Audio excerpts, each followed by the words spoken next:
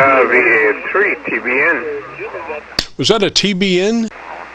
Yes, sir. Very pleasant good afternoon to you from Windsor, Ontario. Name here is Len, Lima Echo November. I'm running a Kenwood TS-850 Sugar. Over.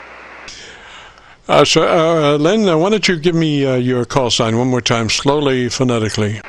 The code is Victor Alpha 3 Tango Bravo November. Over. TBN, Roger. And what part of Canada are you in, sir? I'm in Windsor, Ontario. Windsor, Ontario, bordering Detroit, Michigan. Roger, Roger. And what radio are you running, Len?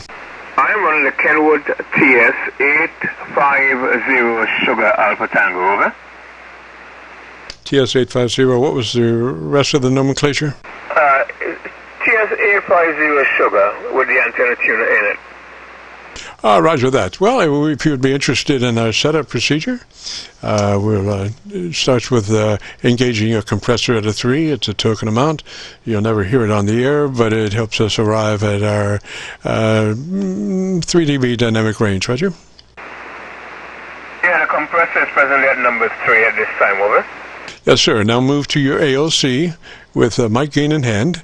And as you speak fairly rapidly, so you can get that meter up to read it, 100, 200, 300, 400, with your mic gain control, adjust your mic gain until your AOC is reading mid-scale to 2/3. Roger? Okay, I am doing that. My ALC, I'm trying to adjust my ALC 100, 200, 300. The scale is about 4 AF, the ALC bar this time. Over. Yes, sir. Okay, sounds good. Looks good. Let's move to your equalization page, sir. Okay, I think I'll have to go into the menu for that one. Over. Yes, sir. Can you get there? I can't remember how to get there this time. I know I did it before. Was that yes or no? No, at this time, no. I know I have it somewhere around. It's in the manual somewhere there, over. Okay, so Len, your curve is upper mids, not super upper mids, but just upper mids. So thing is, we could add a little more bottom to that, and you would sound much more forceful, and it would help you cut. I have somewhere on my Qso-Vlog recordings somebody that they wanted to show how if you took the low cut on the microphone and engage the low cut to crisp up your audio, how much more that was effective as far as in the DX mode. And the thing was, when they did that low cut roll, their level just dropped in half. And they were thinking that they were getting so much more treble boost, which they were, but at the same time they lost half of their volume. So if one were to just EQ for, DX or contest, then you can't just roll that bottom end. You have to, increase your audio level to mid-scale to 2/3 on your LC. Anyway, so what I have done here is got a nice little compromise going to where you have a little bit more on the bottom end, but you're very forceful as far as the roundness of your signal on the curve of your audio. Roger? Okay, Roger. Let me take off. There's a feature here on the AL and 850, the high boost. I'm going to take it off now. It's taken off now. Not too sure if this would have made a difference there, over. Okay, and what did you do just there? There's a switch on the panel, the high boost switch. I took it off, and now I place it back on.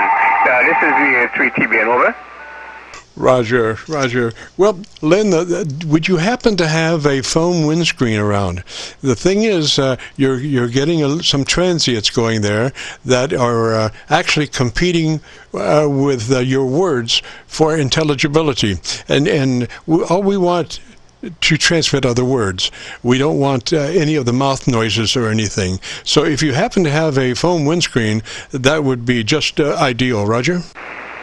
Roger. Roger. There is a 4-min screen on the microphone. I'm running the MC85. I'm going to back the microphone down a bit. Maybe this is a little better at this point. The microphone is backed down a bit. Let me know if this helps. Over. Roger. Now, you always want to confer with your ALC. That's the Bible for that radio. Regardless of what EQ you do, you always want to go back to your ALC and set your ALC from mid-scale to 2/3. Roger? Yes, and mid-scale to 2/3 is what I'm seeing at this point in time there, the 3TBN. Yes, sir. Sounding, the thing is, I think words have to have a little life. And that's what we try to set up with that 3dB setup.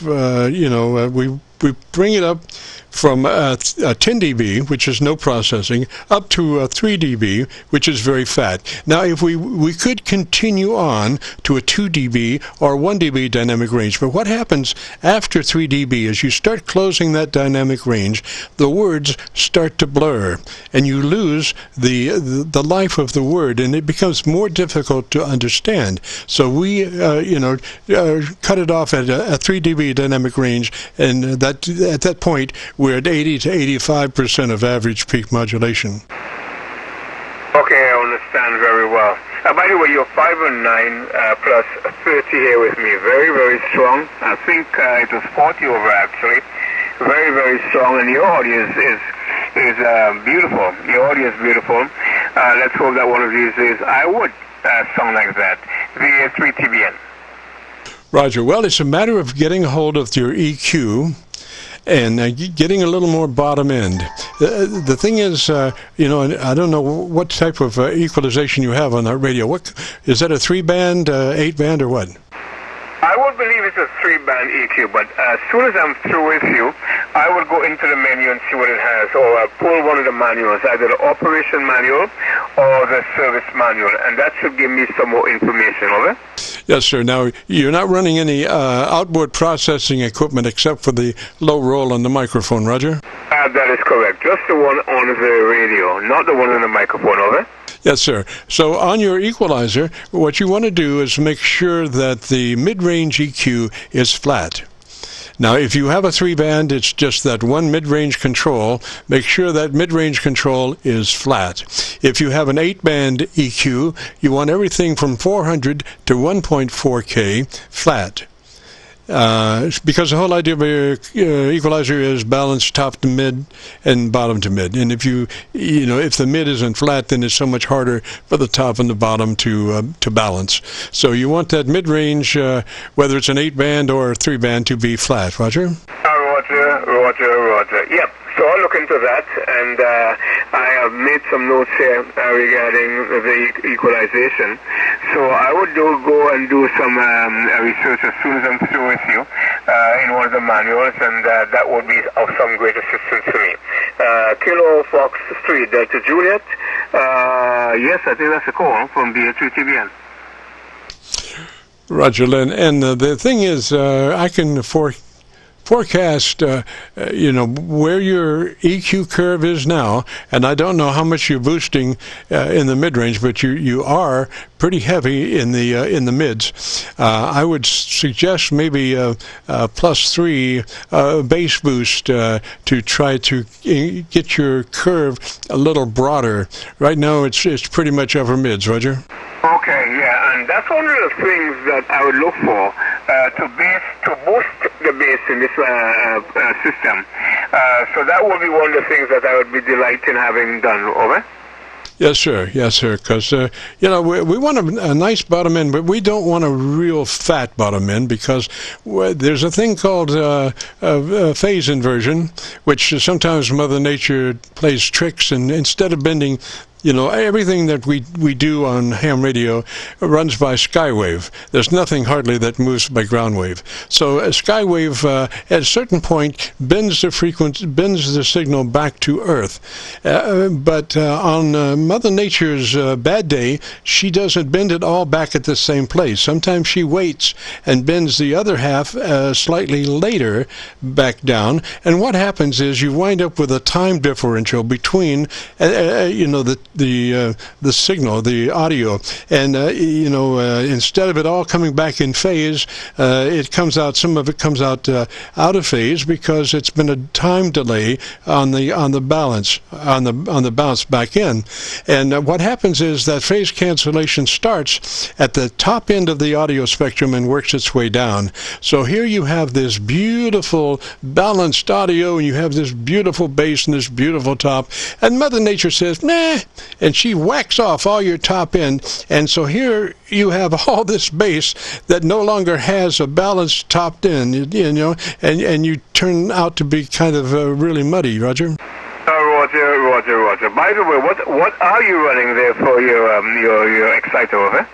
Well, this is an old Yaesu 990. It's about a 35-year-old radio, but it's been pretty highly modified coming and going, so, there you go. Okay, yeah, I got that. Well, I have in the shack also 2 other Kenwoods, and working on them presently, and by next weekend I'll have another. So that would tell you that I'm a Kenwood fan. And I would listen to talk about fat audio or fat bottoms. I've listened to some of the rigs, and honestly speaking, although it's heavy on the bottom, I don't like the sound of it. So I will work on, I'll do this for homework, and the next time you hear me around, I should have a better hold on this or better grip on this there, over? Yes, sir. And, we'll be posting this up on YouTube in the next, by noon tomorrow. So if you want to hear your audio, if you go to YouTube, do a call letter search, Kilo Charlie 9, Victor, Kilo Victor, followed by the word logbook. That will take you to this Qso-Vlog recording. It will be cut number 1 of some 2,000 Qso-Vlog AIRCHECK recordings, Roger. Very well, James. I will do that, and I appreciate the help that you've given me.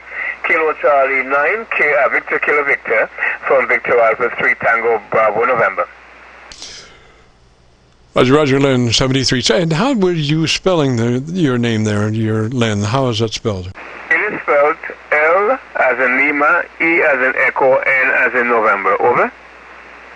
L-E-N, Roger? That is correct. Thank you, sir. I have some elaborate way of spelling it. I'm glad I asked. 73, Len. Thanks for checking in. And if you get a chance, check in next Friday, and we'll hear your new curve. 73. This is KC9VKV, the Friday afternoon Qso-Vlog net. If you have a radio you want to check out, give me a shout.